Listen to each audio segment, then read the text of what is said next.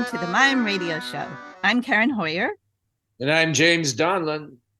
How is it, Karen, in Chicago these days? It's nice. It's beautiful. Cool and rainy. Yeah. I'm in Camarillo, California, which is a Pacific town north of Los Angeles. Is it nice? Oh, this is the best climate in the world here. So we're talking about weather. I don't know how good a sign that is, but you forgot something last time. Oh yeah, we should introduce our producer, Michael Diaz, who's somewhere behind the frames in that black abyss. But he's the guy that controls everything. And if we're not nice to him, he can turn us off at any time. So Michael, wherever you are, we're so happy that you're with us, and we couldn't do this without you. Yeah, keep punching those buttons. So who do we have today? Our guest today is a fascinating woman. Let me tell you something about her. She's a world-class, world-recognized authority on clown, and also as a clown director. And as we know, that mime is a clown, is a mime, is a clown. At least that's my philosophy. So the intersection of the clown and the mime are, it's a very busy intersection. Symbiotic relationship. Yeah. So Lee Delong. Lee Delong is an American French actress, director, clown teacher, and writer. In addition to her extensive credits as an award-winning film and stage actress throughout Europe, Lee is celebrated as one of the world's leading clown teachers and directors. She has given clown workshops and master classes from Peru to Qatar to wartime Sarajevo since 1994. She has given innumerable workshops for professional actors, for acting students, for writing students, animation students, theater companies, and doctor clowns. Lee has worked extensively with the company Trico Circus Theater, Zagreb, for more than a decade. With Trico, she has written and directed 7 clown performances. She has given countless workshops and master classes for Trico, not only in clown, but also in buffoon and object manipulation. Lee's recent clown directing work has won high praise at the Edinburgh and Brighton Fringe Festivals and the Zagreb Clown Festival. So with that, let us welcome in Lee Delong. Well, thank you for that fabulous introduction. You're welcome. Hello, Lee. Welcome to the Mime Radio Show podcast. It's so great to have you with us. Thank you very much. Thank you for having me. And you're in France, right? In a picturesque village, not far from Paris, yeah? Yes, I live in Méricourt, which is a small village. There are 400 of us. I escaped Paris 23 years ago. And I lived in Paris for 15 years and decided that I wanted to be around more nature. I grew up in nature, so I needed that in my life. That's right. Are you from West Virginia originally? Are you from? Yes, I'm from West Virginia. I used to talk like this. I grew up riding horses and chasing cows. No, you can still talk like that, I'm sure. Well, we want to hear about your journey that took you from West Virginia to Paris, to France, and around the world. But we like to start with this question for performers. And also it applies to teaching, but how do you prepare? How do you get ready? And more specifically, not just the general preparation for a performance, but the very moment right before you step on stage. What do you think or say to yourself? What do you do? As a performer, then we're speaking. Mm-hmm. Yeah, I mean, you can add the teaching, the master teacher element to that too, because they're, a good class. That's a performance too, right? It is, indeed it is. As an actress, I generally empty. I try to go to an alpha state. I believe that you do all of your homework at home. And then once you get on the stage or in front of the camera, you go into the second nature of things. You have to be fully in the moment, and in order to be fully in the moment, you need to be empty. So I empty myself before I go on. And what I do with my actors as a director is I warm them up before the show. I clear the stage. Well, there's a couple of things I do. One thing is they have to run the whole show before the public arrives. And the other thing is I warm them up. I put them through exercises and just warm their clowns. How does your clown run? How does your clown sit? How does your clown jump from rock to rock in a river? I just give them things to do to get them out of their heads, and then I leave them alone. So you're a hands-on director. You don't direct something and just leave the premises at some point. Not right away. Not right away. Unfortunately, because I work all over the place, I can't be there for every performance. But I generally stay for a week so that I can make tweaks and make sure everything's running well and see how the relationship between the public and the actor is. And so I usually stay for a week of performances before I leave.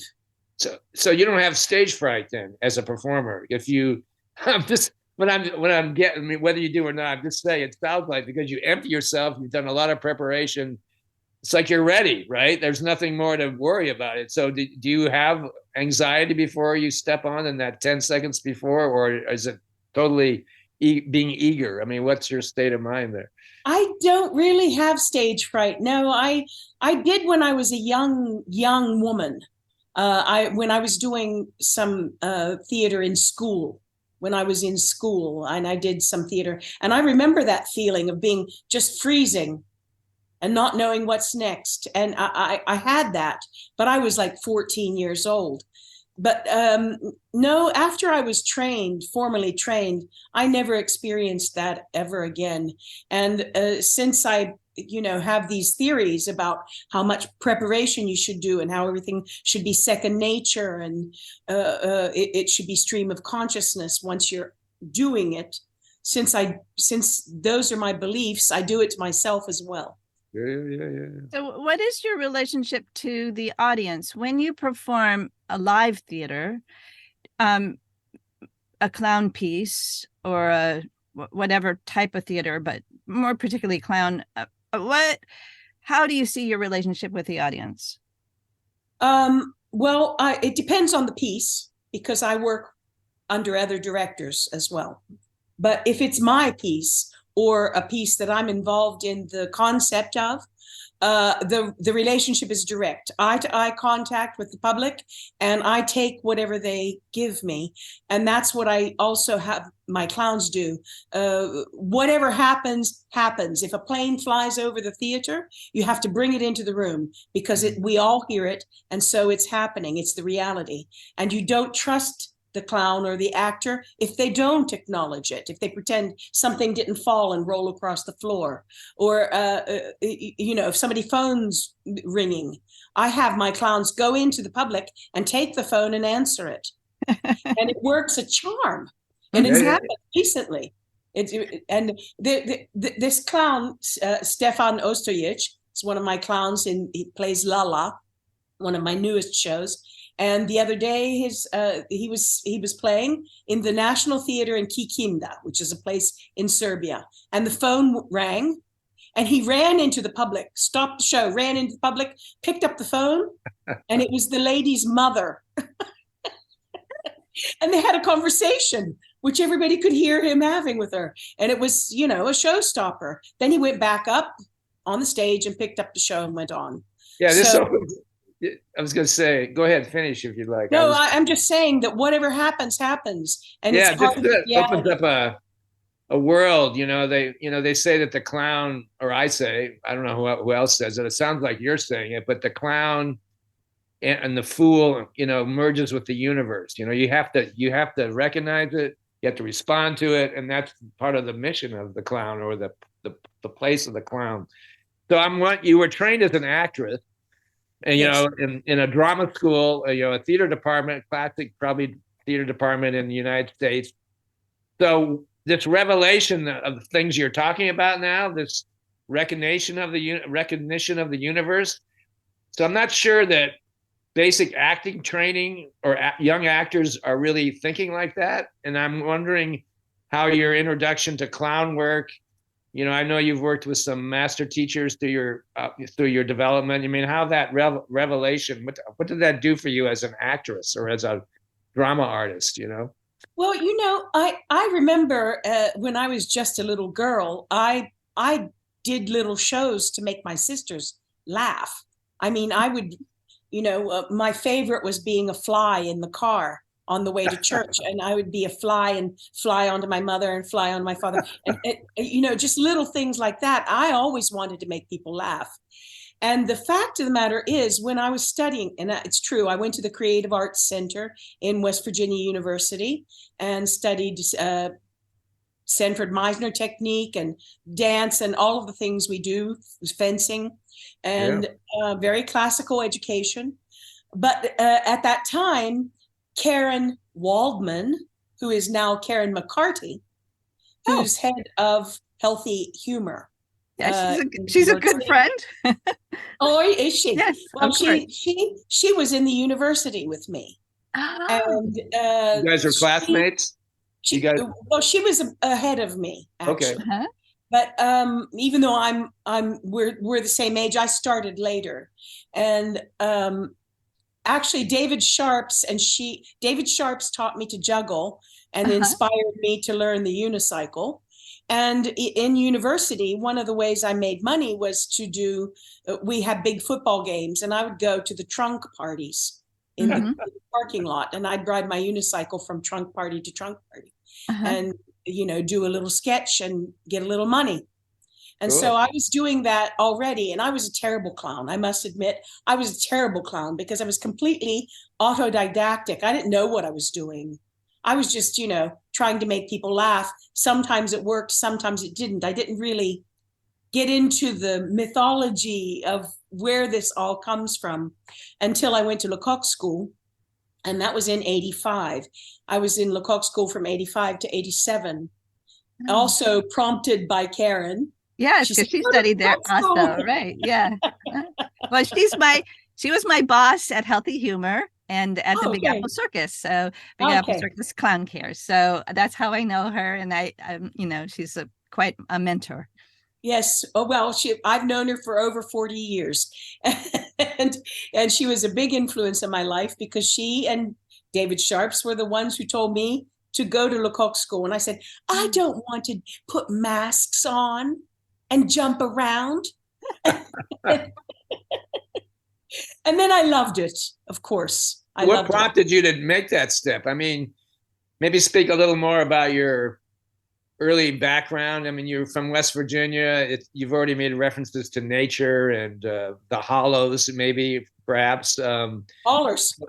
That kind of environment, it can be very powerful. I mean, I grew up on the Pacific Ocean, and the Santa Monica Mountains here. So I know how the orchards and the sea and the offshore islands affected me. So this inspiration must have been for you from that place that you started out with. Well, I'm very attracted to old mountains and rivers and creeks. Yeah. And that's certain because I spent a lot of time in Bosnia, which looks like West Virginia, and in a lot of places. And I spent a lot of time in Ireland, working in Ireland, and I felt quite at home there. So yeah, mountains have for me a special feel, but old mountains, not new mountains. Yeah. And that's what I'm in. I'm in the Seine Valley here with rolling hills, green, which is very, very like West Virginia. I don't like flatland. I love the ocean, but I don't think I would want to live by the ocean unless it were on an island in Croatia. But I'm very inspired by nature in general. I love to watch birds. I love animals of all kinds, and I used to enjoy doing a lot of animal imitations. So that's a big inspiration to me. All kinds of animals, insects, anything like that. Anything I saw you doing that. I was really taken by your physicality. Fly. Yeah. I can picture that. So now, but what? Tell me though, the length, like you said, I don't want to jump around in math, but what was it that made was hooked you in that kind of work? This more clownesque. How did you go from actress to clown? Yeah. Well, in New York, I was also making my living as a clown. I was a young actress doing a lot of showcasing, and I was Jugs the Clown. And I did a lot of children's birthday parties. So a lot of balloon making and juggling and riding unicycle, getting confetti thrown in my face, the typical thing you do for kiddie parties. And I like I said, I was a bad clown. I didn't know what I was doing. I didn't speak. I was mute. And I had a kind of an Emmett Kelly look with, the sad face. And I worked with Toby Ballantyne, who was a stilt walker, whose father was a very famous clown. Yeah. And what happened to me is that I was attacked in New York. I was set up for they asked me to do a gig for a little girl named Cindy, who was 6 years old. And when I arrived, I was attacked by two guys. Wow. Who, well, we found out later. It was pretty incredible. I mean, I'm all done up, Get the clown. Get the clown. Seriously, get the clown. Yeah. I buzz the door, and little old lady opens the door with chains on it, and I was like, "Do you want a clown?" And she's like, "No." I'm like, oh my God, there's something wrong. And boom, the fire door bursts open, and this Hispanic kid jumps out, and I'm like, "You don't want to do this." And behind him, a big, huge guy with a knife and one of those rubber monster masks. And they started pulling me toward the fire escape. Whoa. But I was very, very strong at that time. I was 20-something years old and, very, very strong, that they were having trouble controlling me. Wow. Anyway, they got the unicycle and they ran. And they threw the unicycle off the roof. And so the police came, they found the unicycle. They said, "Go home, you're lucky. This happens all the time." And I'm like, really? Clowns are attacked all the time. And I went home, and my roommate, who was, good Jewish girl from Brooklyn, she was like, "What? Calling the newspapers." And she calls, the newspapers are there at midnight. "She's the saddest clown. 2 thugs mug Jugs." It was all over the newspapers. The people of New York donated me 7 unicycles and some checks. I sold the unicycles all but one. I cashed the checks and I moved to Paris. Wow. So I needed an anchor because I didn't speak French. I didn't know anybody. I just wanted out. Yeah. And that's why Karen said, "Go to Lecoq School." So I did. Amazing. And tell us about that time at Lecoq. Well, that was amazing. Absolutely amazing. I was, I learned so much about myself. I think that traveling, for one thing, traveling and living in another country is one of the most educational things that you can do. And you really get perspective, not only on your country, but on yourself. Mm-hmm. And it takes time. It takes time for things to sink in. At first you resist, it's almost like mourning. You resist, you deny, but as time goes on, you start to gain perspective. And I learned so much about myself and myself as an artist. And Lecoq was just simply amazing. I learned that there are few masters on this earth who can sum up an entire 15-minute scene or improvisation in one sentence and make it all clear to you. With one sentence, he can make everything clear to you. His comments were so succinct, so precise, so illuminated. And it was just a privilege to be taught by him. What And I was very lucky because the second year he didn't have enough professors, so he had to take 2 extra classes. I had him 4 times a week instead of 2. So very lucky. What's so you've lived in France and Europe for many years now. What's your theory on why the movement theater arts like clown and mime have flourished more in Europe rather than North America, let's say? What's like what you must have a sense of that. That's always, there's some obvious observations, there's food and there's language and there's the stimulus of just being alive. There's a lot of physicality in Europe, walking and so forth. Just simply put, there's a lot of different ways of going about life in Europe, which are different than here, which lend themselves to sensuality and physicality, right? But what do you think? Why have you flourished in Europe or devoted your time to Europe and as well as where you were born as what you from what you do now? I think that it has a lot to do with history. Commedia dell'arte was so prevalent in Italy and France, and as such an important part of culture. And I believe that the clown and the mime came from commedia. And I think that we're talking about the year 1200. So when we start talking about history of things, the United States is just a little teeny baby. Yeah. However, I think that it's amazing that America has such a strong circus culture because it doesn't have that commedia aspect.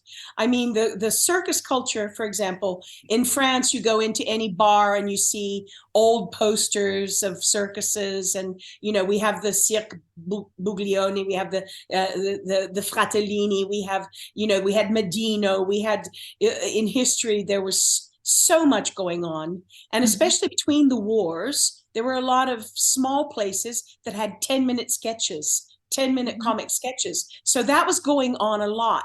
So from commedia trickling down to before the war, the Great War, and then between the 2 wars, there were more places for clowns to be. Well, it's true that physical theater in times of unrest, socially or otherwise, it's always been a tool that artists have used, throughout history. And of course, Europe has much more complicated history than ours. Many moving parts. But we have the vaudeville here. And so I'm curious why that was sort of vaudeville didn't. I mean, it did for a while. The 70s and 80s in the United States were probably the golden years of physical theater. Having come through that area myself. But I'm just wondering why the vaudeville is a technology that's sort of stifled the vaudeville instinct from the past, where in Europe you're still closer to the history, like you say, of even in the architecture, the cultural foundations still have promoted like the idea of the clown, the surrealism, but also with the political, social aspects of all that. I don't know. What's happened here in the United States? Do you think? Well, I think that wealth has something to do with it, because people have giant TV screens and prefer to, watch Netflix than to go out to a theater show. It's hard to get bums on seats, if I understand correctly, in America. I mean, I've been away for 37 years, but I think that the wealth of the people has reduced the need to go out, or the desire to go out and have an evening at the theater.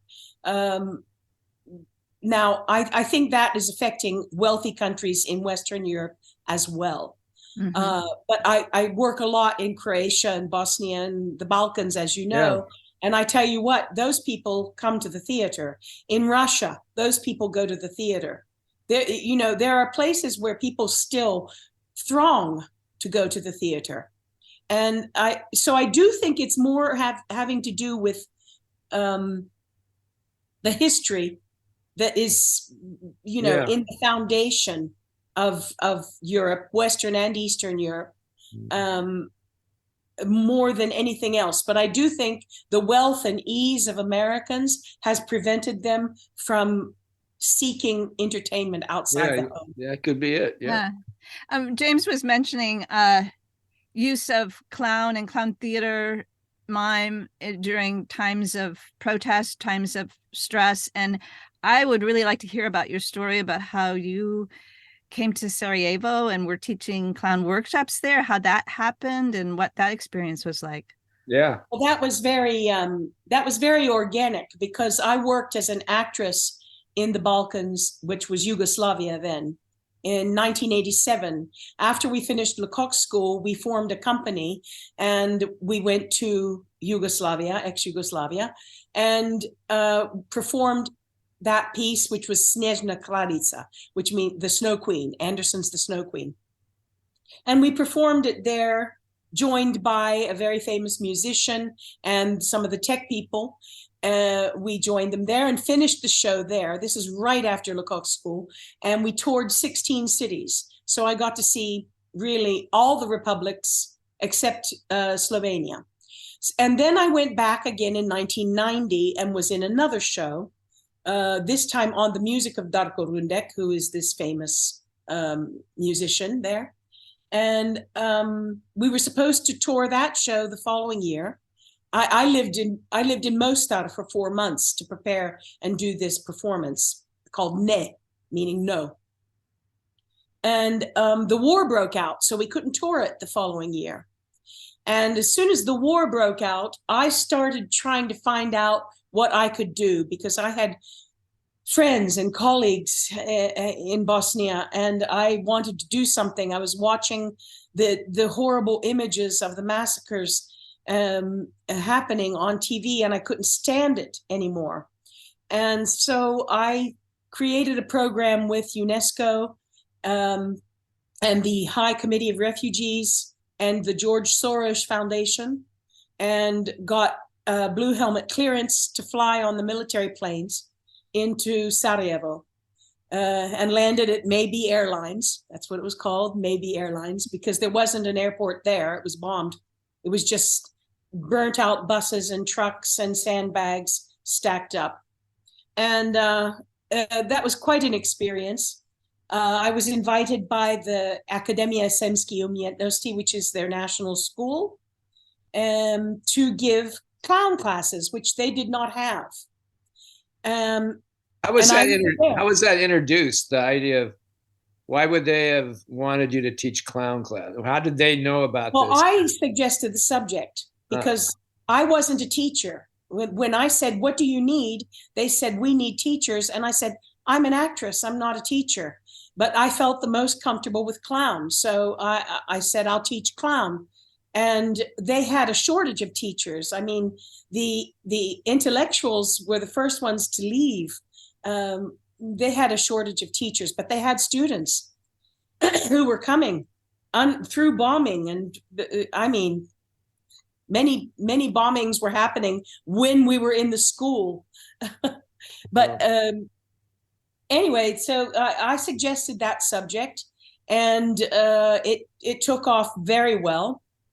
And then they invited me to be their movement teacher. So I became the movement teacher for all 4 years of the school, with different subjects. Movement to music was 1 year, Greek chorus and hero and chorus was another year. My theater was 1 year, et cetera, et cetera. Basic movement, stage movement was another year. So I was working with them quite profoundly. And at the end of the war, I decided to make a performance with the graduating class, who were amazing and had been in my class, my clown class and my hero and chorus class. They were just amazing, amazingly talented, and just so wonderful people. We called them the war class because they started studying when the war began, and they got their diplomas at the end of the war. Mm-hmm. And I took them to Atlanta. It was the Olympic Games in 1996, to Little Five Points, a theater called Seven Stages, and we performed it there. But it was very difficult because two of the actors couldn't go, and I had to replace them in 2 days. Oh my. So I brought two of my English actors from France and stuck them in, and that was not a good mix. British with the Bosnians was not a good mix. But anyway, that's how that all came about. So during the war, I made 7 trips in and out for anywhere from 15 days to 3 months. It seems like, you're talking about teaching the clown in this art school. Don't you feel that clowning is really at the base is good acting? I mean, it's absolutely. If you're not a good actor, you can't be a good clown. That's my feeling. Don't you agree with that? I mean, it's the way to teach theater and acting in a way that's into many mainstream people unconventional, but it's not unconventional. It's the real deal, I think. For one thing, the clown really teaches you to be in the moment, which a really good actor in a regular play really should be able to do that. But in clown, that's all it is. Like you were saying earlier, airplane goes by, you have to be in the moment. Absolutely. I think that there are many great actors who are not clowns, but there are no great clowns who are not great actors. Right. I firmly believe that. And I can tell you, a lot of other people are beginning to realize that too. Because, for example, Jasmila Zbanic, she was just nominated for an Oscar 2 years ago for her film, Quo Vadis Aida. She's Bosnian. She was in my class during the war, and she never forgot that experience. She was a director, but she came to my class in order to learn more about how to work with actors. Yeah. And she hired me to work with her actors as a coach to give them clown class before beginning rehearsals for the film. Yeah.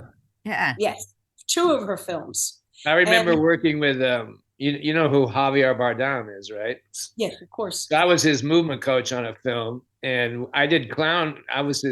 He and I would work in a room together, helping him to develop his character. But I would do clown exercises with him, and he was really good at it. You wouldn't expect that, knowing this guy who's this magnificent, strong head, but he was, an excellent, and other actor, like I worked with Kathy Bates quite a bit, who's amazing actress, but they were really good at clown exercise. So that just, proves the point, what you're saying, Yeah, absolutely. Some people don't have that access, but when you see, I mean, with a practiced eye, I'm sure you know this, with a practiced eye, in 30 seconds, you can see if somebody can access this material. Yeah. And it's really clear. And there was just one thing I wanted to add about the wartime clowns. And I think this is important because we did performances for the people.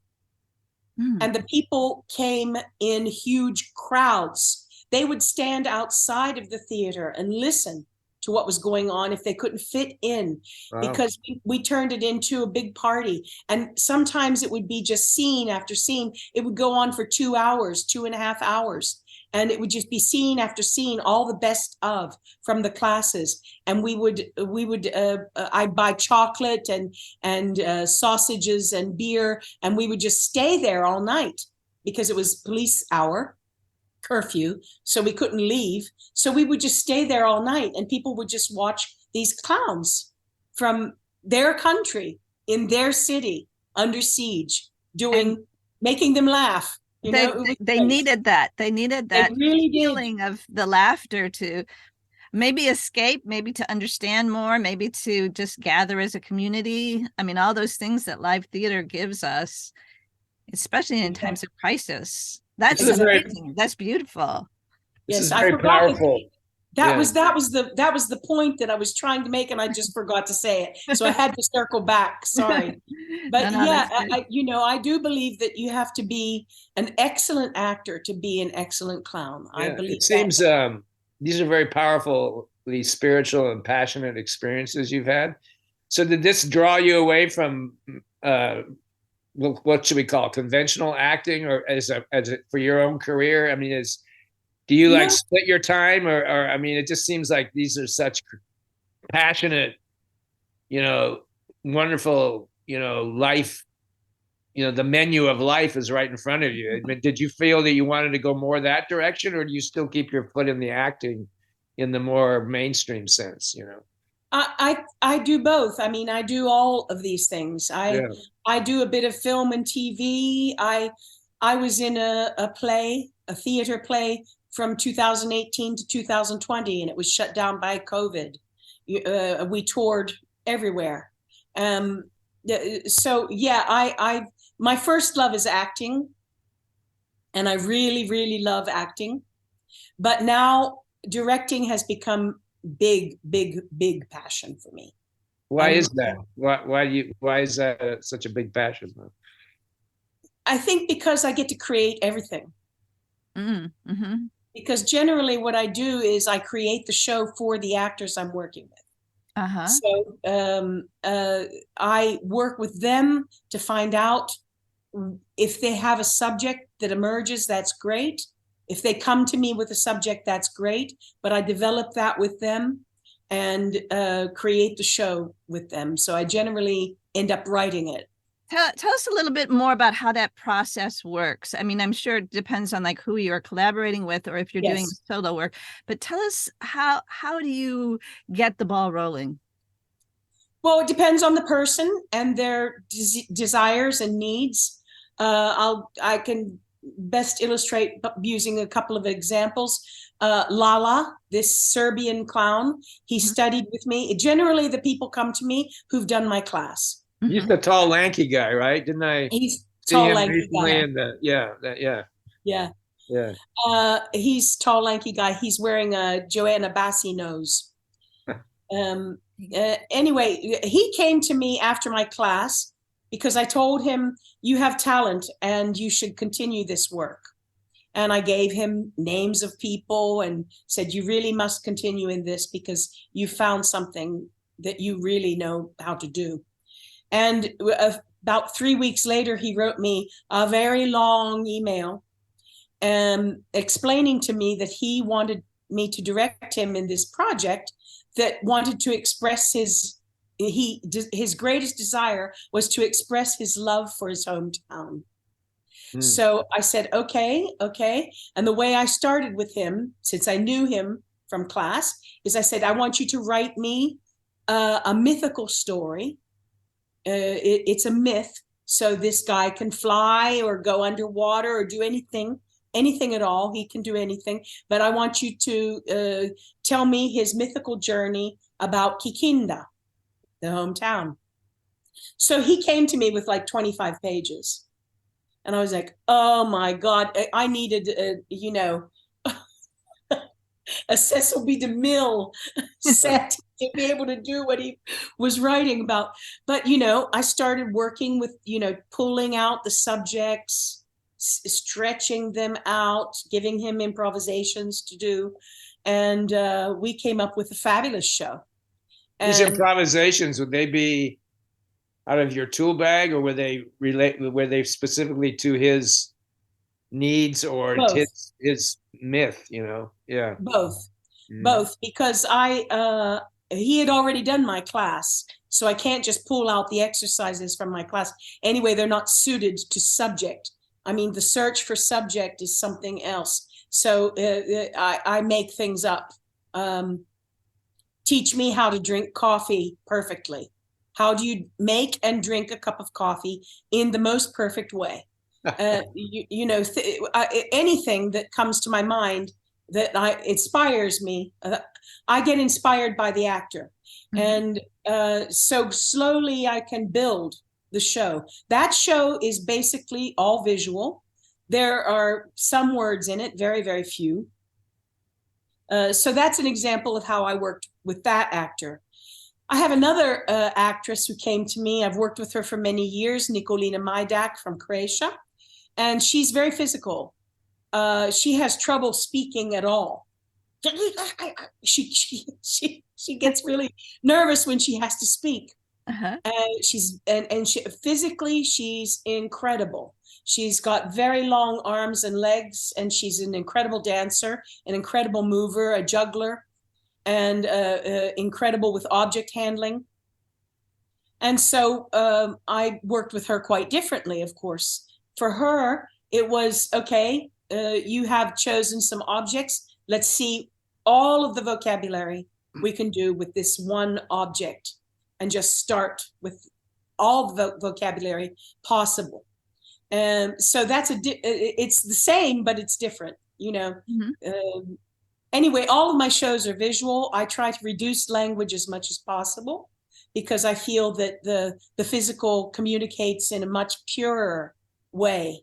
And the link with the public is so much stronger, because there's something I talk about all the time, and that's leaving the space for the public to come to you. Let them do some work, because then they really become part of what you're doing. So you have to leave them space. If you cry, they can't. So maybe it's best you don't cry. You're just on the edge of crying, and let them come and see what happens. I think it's very important. Reminds me of a story. I remember it was I think a Russian film.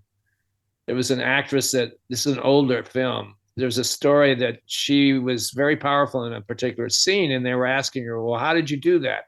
She said, I just played neutral, which is kind of like what you're saying, letting the audience come to you and fill in, even from their own psyche and their own experience, what that means to them. That's a very interesting. What are some of the influences in your teaching and directing? What would you say? Generally, you don't have to name names, but just generally, we already talked about Old Mountains, for example. But what are some other influences? Well, two main influences are, of course, Lecoq and Alain Gautret, who was a teacher at Lecoq just for clown when I came. And I continued studying with him after Lecoq School was over. I did clown with him. I did writing for clown with him. He was a very big influence on me. And basically, when I started teaching in Sarajevo, I didn't teach before. I just imitated him. And slowly that his method taught me what my method was. And I do a lot by imitation. I think imitation is a great tool. And you mentioned about being neutral. One of my main exercises is do nothing. Yeah. It's one of the strongest things you can do. Yeah. When you do nothing, you receive everything. Right. And when you receive everything, the public sees themselves in the invisible world. And that's another thing that's a big influence on me, is that what is invisible. Because I believe that that's why I don't really believe in filming performances, particularly clown performances. I find it very difficult, because what happens between the public and the clown is the invisible, and you cannot film that. That's so interesting. And it always looks flat and dead. Yes. Because that invisibility is what's happening, and it only happens in the moment. That's a good way to explain it. Yeah, that's like pinpoints exactly what I've been thinking about, but I've never heard it expressed quite like that. That's great. It's really wonderful. What would be the they say that for example, mime is cinematic. I mean, good mime is, you have edits, so-called edits and panning of the viewpoint or the camera, if you could say, and time flips. You can be in New York 1 second and the next second you're in Bangkok or someplace. Do you find that your film work informs your stage work and directing, and vice versa, or what's going on there in terms of the cinematic sense of time and space?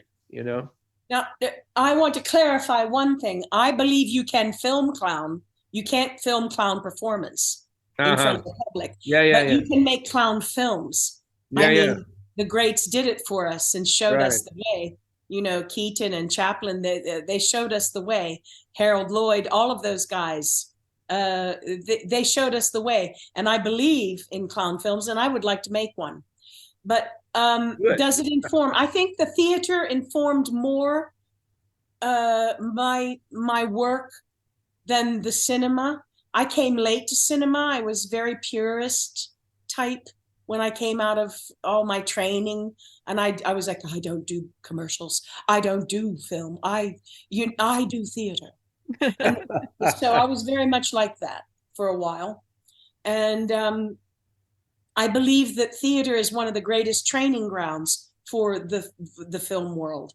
But I do believe that film is a different medium and you need to use different techniques. I don't believe it's the same as acting on a stage, not at all.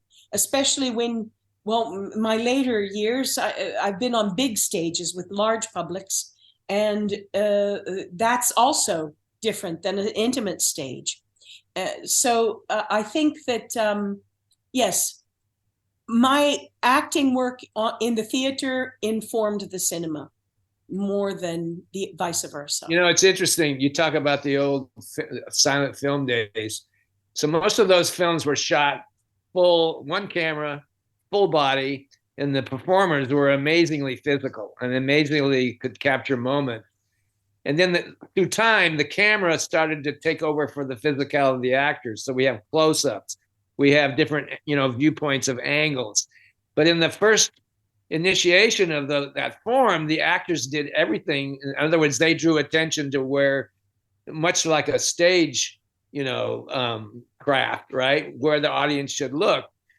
And it's interesting how physical comedy, I mean, some of those 100-year-old performers of physical comedy and physical theater were amazingly skilled, much more than the people now. Now you have circus, right? But it's just interesting how the film sort of learned from the stagecraft, and then it kind of became its own thing, and then I think to the detriment maybe of some of the performers, that they've lost this ability to move the eye of the public like a camera, which good performer, good physical and clown. I feel that the dance, I call it the dance of the clown. I feel like that's been lost for several reasons. But do you have any feeling about that? You know what I'm talking about? This idea of like for example, you probably know the performer Bill Irwin. So he has the dance. I don't mean steps like a 1 and a 2 and a 3, but there's a crafting of time and space that's very precise. And a lot of, I see, especially in the United States, a lot of clown work doesn't have that anymore. And I think that that's a great loss. Do you have any feelings about that, in terms of how you approach that? Well, I certainly do. And I know exactly what you're talking about. I think that people go to clown school, and one of the bad things that happens is that everything is in segments. Here is, you learn acrobatics. I want you to learn how to do saut périlleux. Here's acrobatics. Here is juggling. You learn how to juggle. Here you're going to learn the ring. You're going to learn the silk. You're going to learn the trapeze. And you learn these techniques. So then you have a whole panoply of technique, but you haven't learned how to embody a scene. Yeah. And so this is why I cannot separate the clown and the actor. For me, creating your own work is part of being a clown. Mm-hmm. And I think you need to have an understanding of dramaturgy. I think you need to have an understanding of writing. I think you need to have an understanding of physically capturing what is happening dramatically in the scene.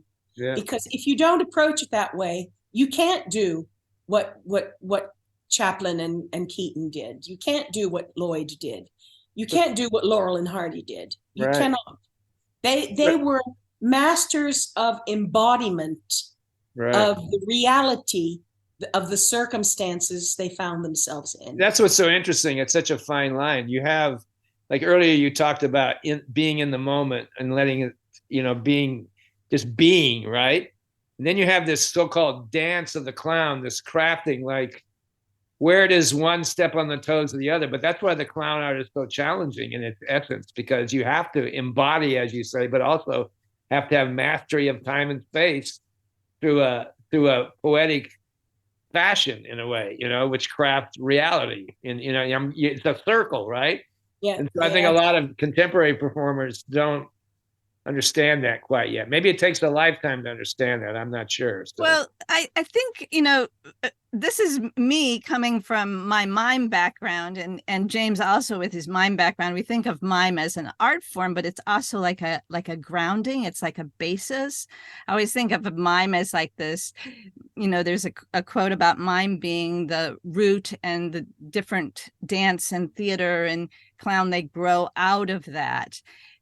So the mime skills that you get of being conscious of your movement, of having a knowledge of the body, developing a range of movement, the isolation and articulation, that kind of technique, it is vital for the mime, but it's also vital for a clown and for acting too. Yes, and don't forget, we shouldn't forget, a clown is a mask. So the mask is very important, and not only just the nose. I'm talking about all the masks that lead you from the neutral mask to the character mask to the utilitarian mask, the larval masks, the commedia dell'arte masks, the clown mask.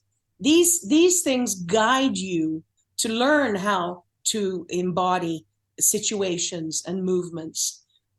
And I think, there are too few schools that treat these subjects, like Lecoq, like Lasade. There aren't enough schools who treat these subjects. And, it's also a problem in classical theater training that, that's why you get acting from the head up a lot of times, Yeah, I found a large part of my career was spent in MFA acting programs as a teacher across the country, some of the best. And it's interesting how the classes I taught, I'm not tooting my horn, but the material of clown and mime and physical theater seemed to be the classes that resonated with the students more than the acting class. The voice and movement seemed to be the root of it all. But if the movement class is really an acting class, then you're onto something. It's not just can you touch your toes, or do a backflip like you're saying. It's not like this and that and that. Hey, Karen, is it getting hot in here? Are you all right? Is it getting hot? I don't. Oh yeah.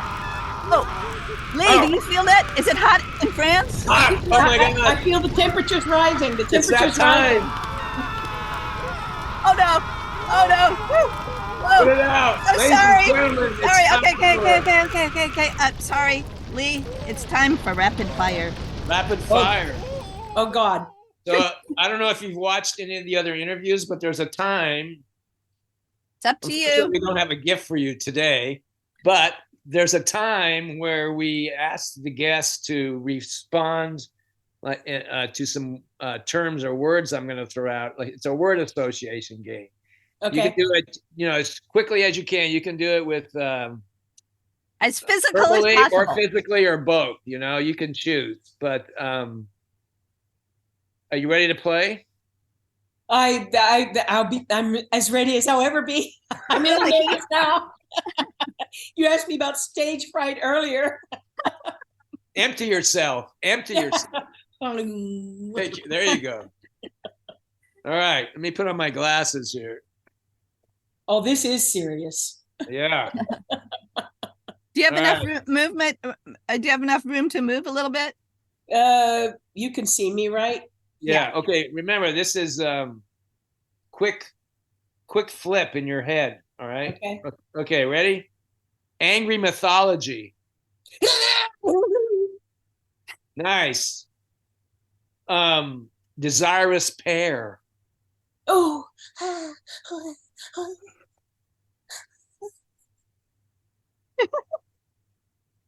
Velvet sun. Oh my God. The sun is so velvety today. Eyes.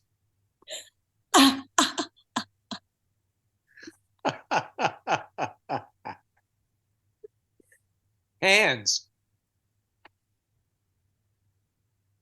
Good. Elder. Yes, Mama. Child.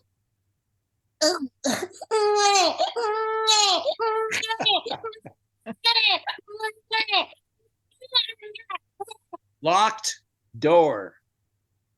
Let me in. Teacher. Oh dear, another one of those. That reminds me of a question I want to ask a little later. Sweat. Oh, necessary.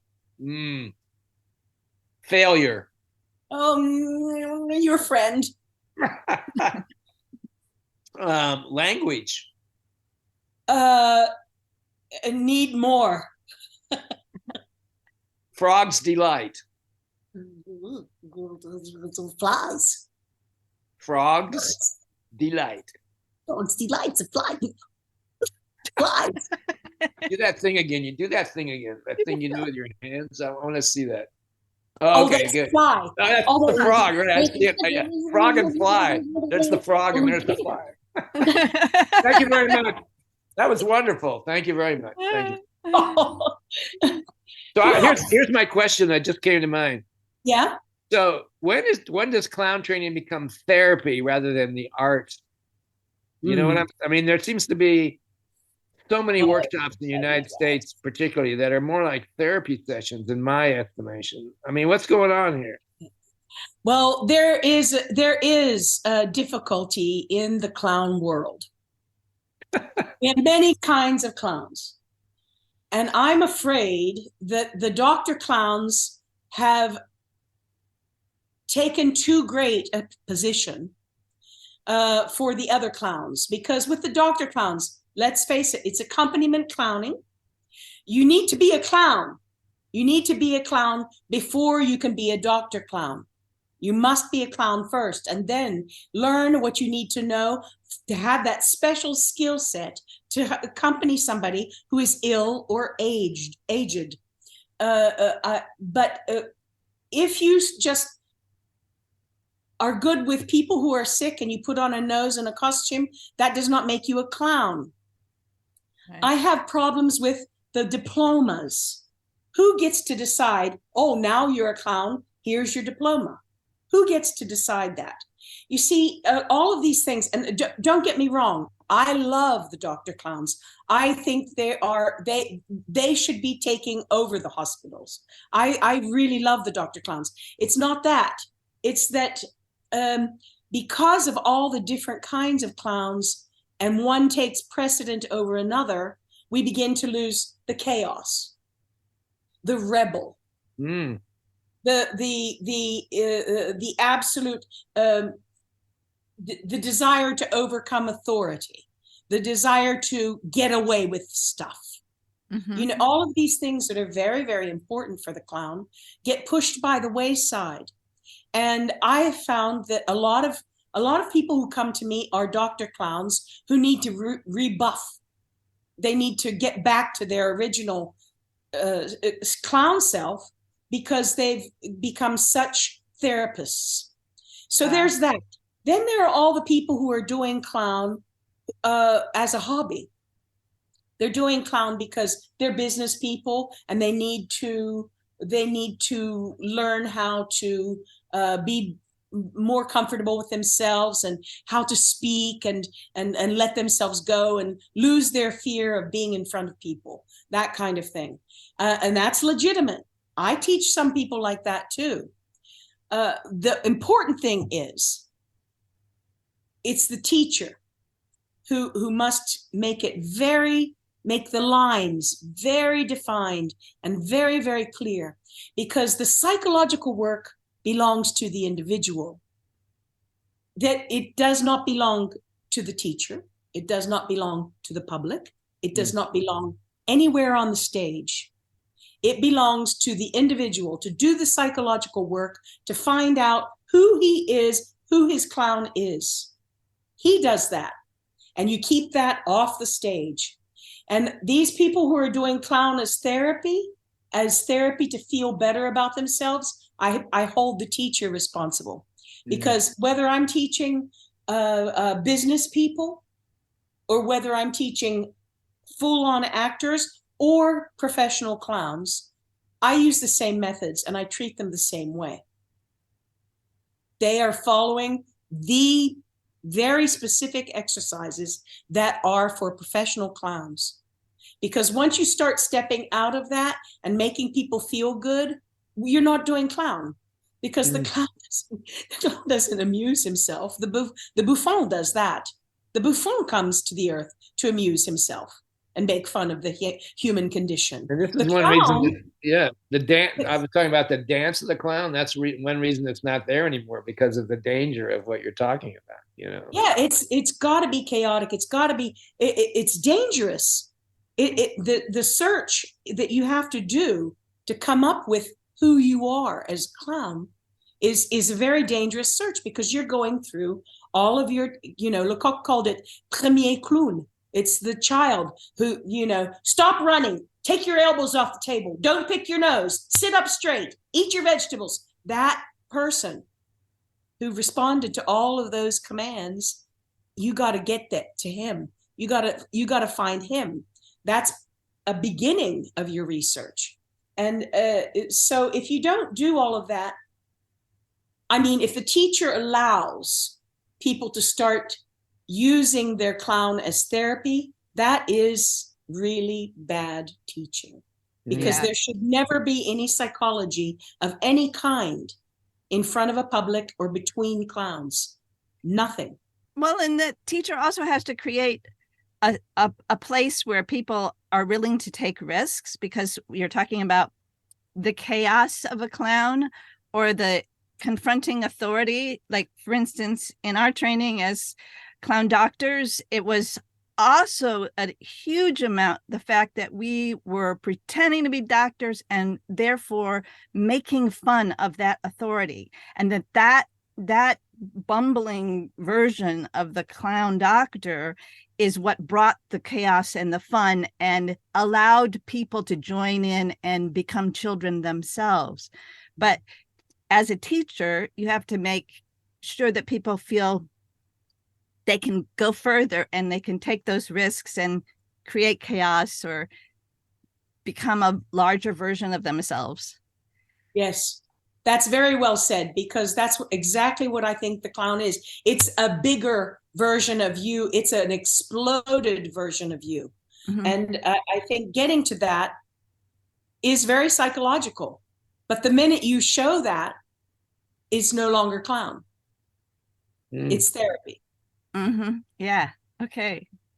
Yeah. But I agree with you about the Dr. Clowns pretending to be doctors. I think that's fantastic. And believe me, I don't denigrate their work at all. I believe the clown was a healer back in the Mayans and the Aztecs and the Egyptians. The clowns were shamans and healers. And I believe that they have that capacity. They have the capacity to heal.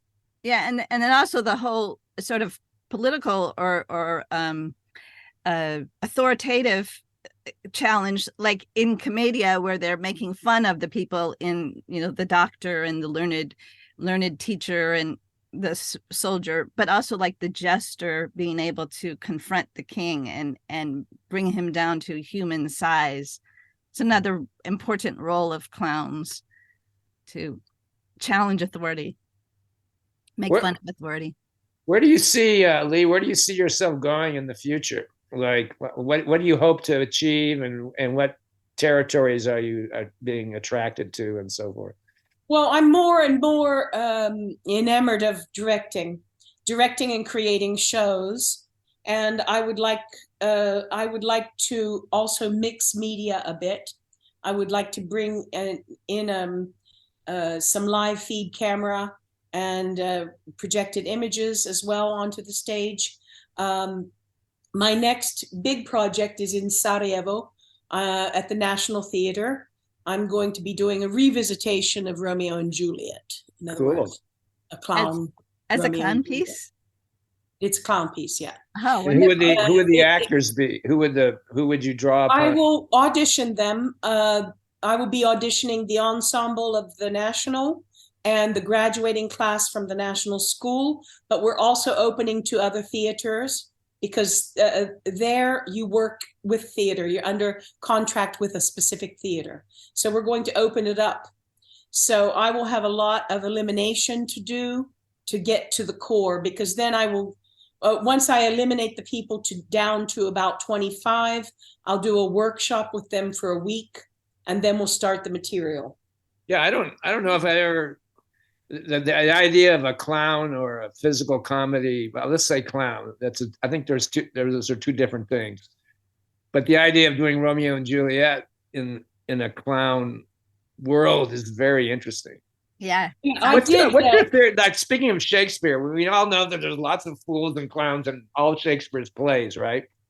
And to this day, excuse me, I'm going to drink some Mime vodka. Clown vodka. I'll have some too. You know, it's interesting. What's your take on how Shakespeare can be a source of clown, you know, in terms of it? Well, I think, clowns, there were a lot of clowns in Shakespeare, but his theater was not clown theater. I think that I generally take the tragedies when I want to visit it. Well, I call it revisitation, because in my approach to doing Shakespeare in clown, I revisit it, but anything can happen. For example, I directed a show a couple of years ago called Forget About Dulcinea. And it was a small village and a small theater and a director who wanted to leave an opus to the world. But she only had 2 actresses, and both of them wanted to be Juliet. And one of them always had to play Romeo. And she got sick of it. And the time pressure was on, because the producer was calling on the telephone and telling them that they were going to perform this Romeo and Juliet with the 2 of them, et cetera, et cetera. And the actress playing Romeo had a fit and quit. She said she won't play Romeo anymore. Just then there's a knock on the door, and in comes a pizza delivery guy that has just been hit by a truck, and he has amnesia. So they get the idea to make him Romeo.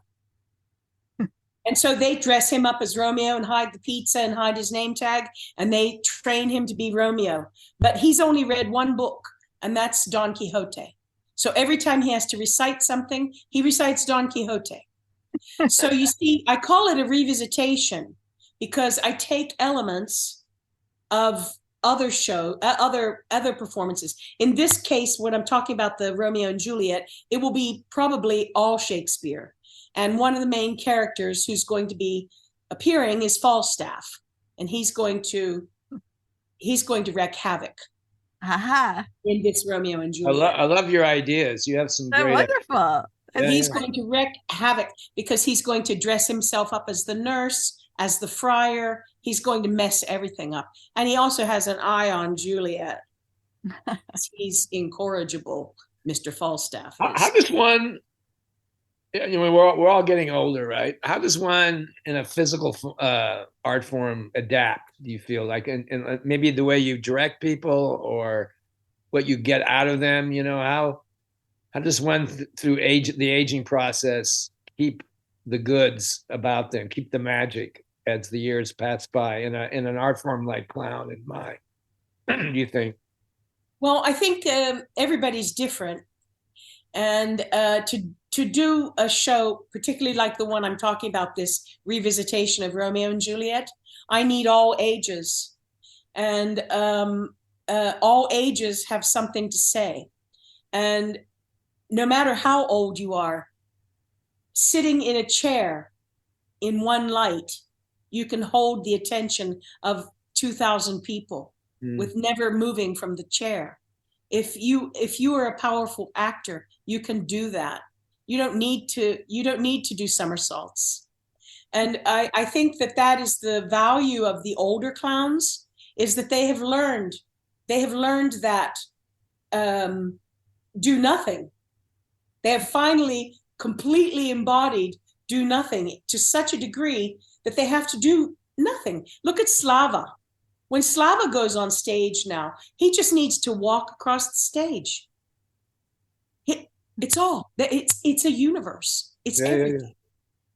He doesn't need to do. That's for the young clowns to do the acrobatics and the falling down and the hitting each other. And that young clowns do that until they learn that you just can sit there in a chair and be more interesting than everything they're doing with all their galipette and their. You know, it's the future is unlimited. How do you they have that presence that they're there and they draw you in. Yeah. Well, who's the old clown in the circus? You know, the old clown who comes on at the end, the Emma Kelly role. It's after all the young clowns have been jumping around and doing all kinds of crazy things, and then the old clown comes on and he sweeps up the light, and that's all he does. He was a trapeze artist. He fell off the trapeze. He couldn't do trapeze anymore, and they put him in the position of the old clown. And he is the most poetic, the most interesting, the one that people are waiting for at the end of the circus. Yeah, Lou Jacobs was like that. You know, when I was young, I was the mime teacher at the Ringling Brothers Clown College, they called it. And Lou Jacobs, who was, you know, a protege of Emma Kelly, he was a contortionist originally, Lou Jacobs, and he's the one on the postage stamp, you know, the classic makeup that supposedly he ripped off from the Fratellini's in France. But anyway, but he, you know, he had a sense of just to be, you know, and he never got to really show that in the Ringling Brothers style circus. You know, they never, you know, so that was interesting. But I'm going to ask you, so we have this word clown and we have this word mime. And especially in the United States, both those words are dangerous to call oneself, right? You know, I would say that for different reasons, but mime and clown, you know, have a connotation. I don't know if that's so true in Europe. And, you know, there's that old saying like, for example, in Europe, they don't, if you say you're a clown, they ask you where you've trained rather than like what birthday party you're going to or whatever the phrase is. Right. So, what's your feeling about that? How do you navigate that stereotype that can be undesirable or totally off key? I mean, do you worry about that, or you have a mission to write that? Or what's going on with that? Your connection to that? Yeah, I do have feelings about that. I know it's worse in America than it is in Europe, but don't forget, I've been in places like Qatar, teaching clown, Peru, the Balkans, where there never was clown before I came there, and not clown as we know it. Yeah. And they didn't even have circus there. So yeah, I have problems being put in a box, and my general feeling about it is I put everything under the label physical theater, and I think all work under physical theater includes everything. It includes mime, it includes mask, it includes clown, it includes slapstick, it includes circus techniques, it includes a lot of things. I think that the mime and the clown are the most closely related, and the true descendants of Commedia. I think they came from Commedia. And I think they came from, this is my opinion, they came from Pierrot, the mime, and from Harlequino, the clown. And I think that they're basically cousins. And I think you need one for the other and the other for one. Yeah. Because we talked about this earlier, about embodiment and being your own dramaturg, your own writer, creating your own material. This is all part of what you do when you're one of these kinds of artists. You don't pick up the Shakespeare. You don't pick up the Shakespeare and say, now what do I say in scene 3? You don't do that, you know, that's a whole different world. And so the way I deal with it is I basically use my knowledge of history. If I'm going to argue about it, I use my knowledge of history, because when you start talking about Commedia dell'arte, and even before that, the clown as shaman, the clown as healer, the clown as high priest, if you start proving these things to people, they generally shut up, because they realize they don't know anything. They're just repeating things that they hear, or impulses that they may have, and it has no weight of any kind historically. So basically, yes, if I even want to discuss it, I would use history. How would you introduce yourself if they say, well, what do you do for a living? Oh, well, I don't know. I generally say I do film and theater. Yeah.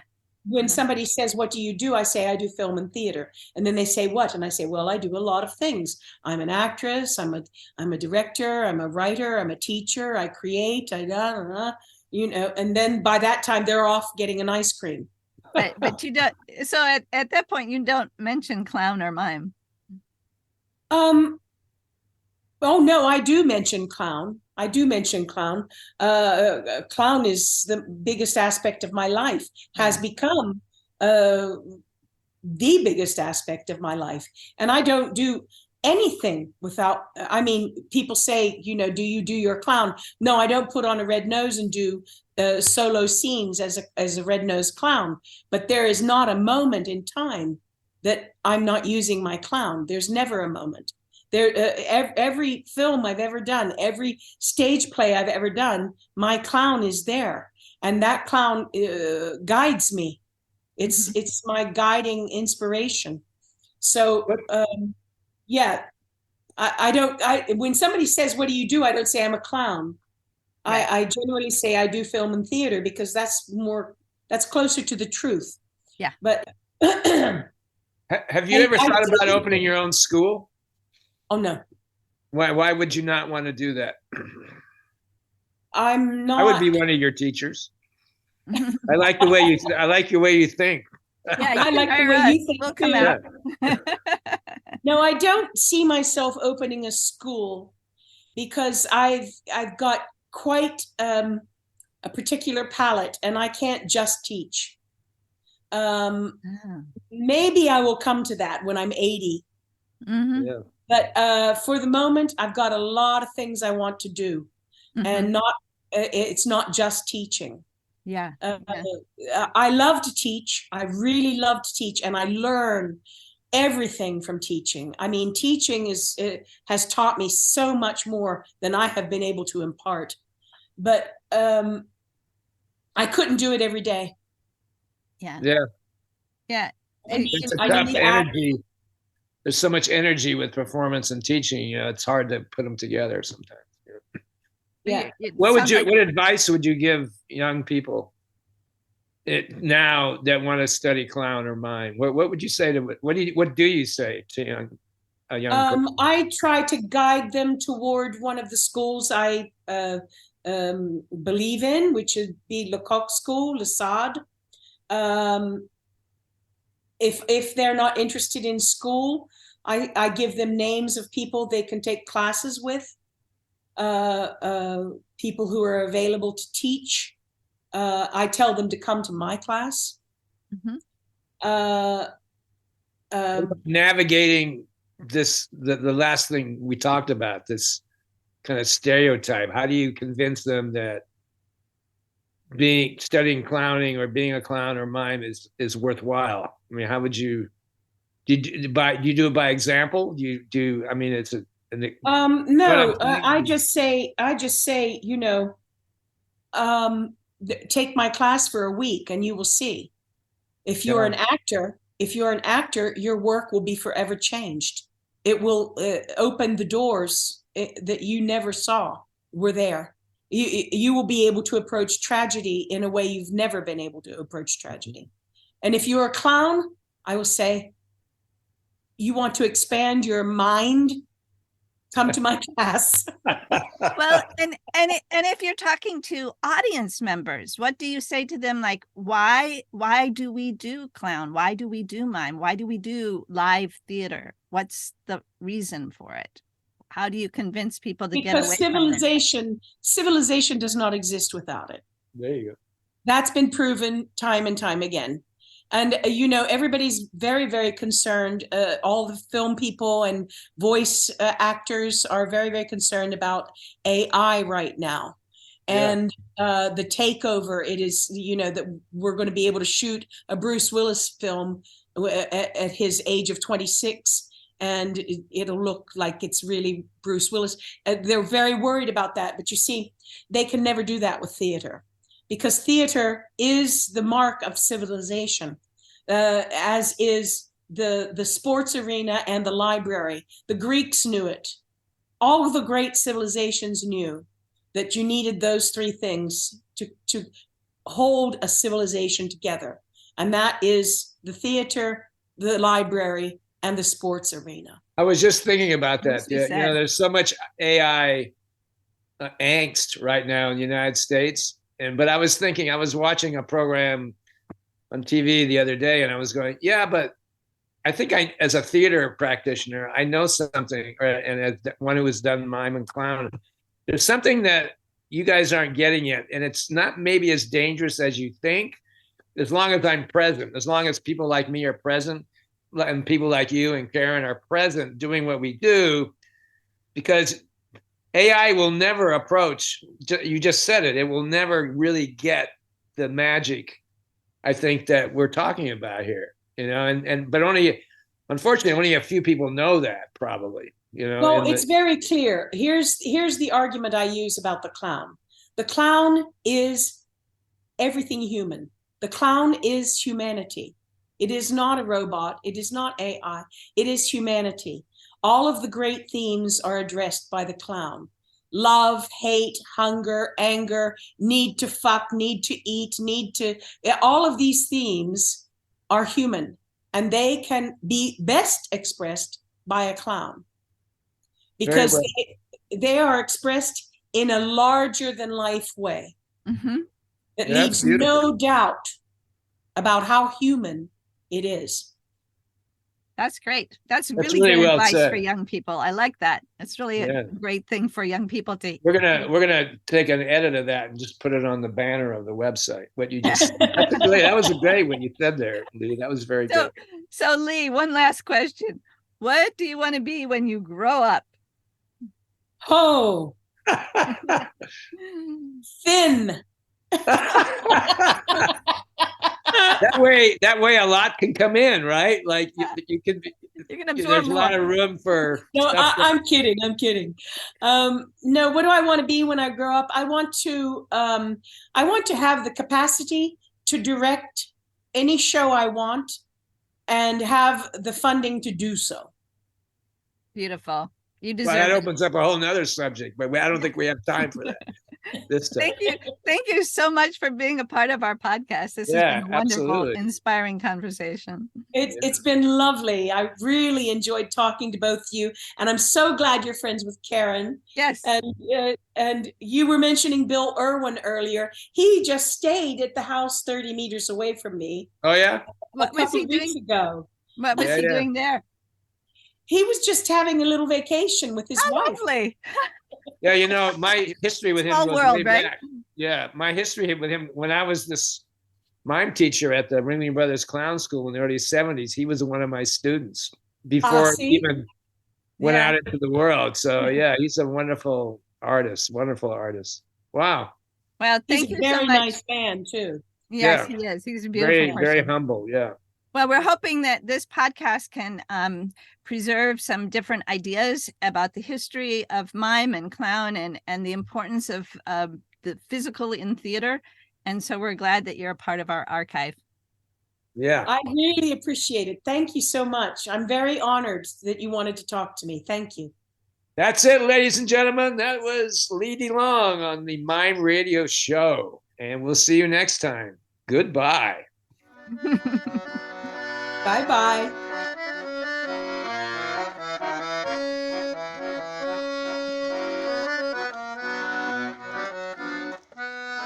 Thank you for listening to the Mime Radio Show podcast.